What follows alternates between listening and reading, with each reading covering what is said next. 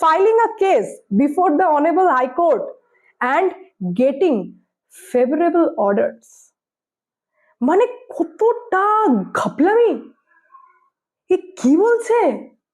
গাদা গুচ্ছের টাকা ঘুষ নেওয়া, ক্যান্ডিডেটের চাকরি সিকিউরও করা হবে। তারপর আমরা এবার যদি এক্সট্রা টাকা, কারণ তারপরের পয়েন্ট যখন আপনারা পড়বেন তখন বুঝতে পারবেন যে এখানে সুজয় কৃষ্ণ ভদ্র বলছেন যে আমি তো ভাই 15 কোটি টাকার বেশি অভিষেক ব্যানার্জিকে দিতে পারবো না, কারণ অলরেডি প্রার্থী পিছু 6.5 লাখ টাকা করে তুলে নিয়েছি। তো অভিষেক ব্যানার্জি এটা বলছেন যে চাকরি আটকে দেবো, না হয় জেলে পাঠিয়ে দেবো। বুঝুন কতটা ডেঞ্জারাস, ক্যান্ডিডেটদেরকে জেলে পাঠিয়ে দেব। ফেভারেবল অর্ডার বের করে আনবো হাইকোর্ট থেকে।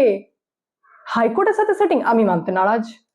হাইকোর্ট আছে বলেই তো আমরা সমস্ত দুর্নীতি ওপেন দেখতে পাচ্ছি। হাইকোর্ট আছে বলেই আজকে রাজ্য সরকারের দুর্নীতি ওপেন হয়ে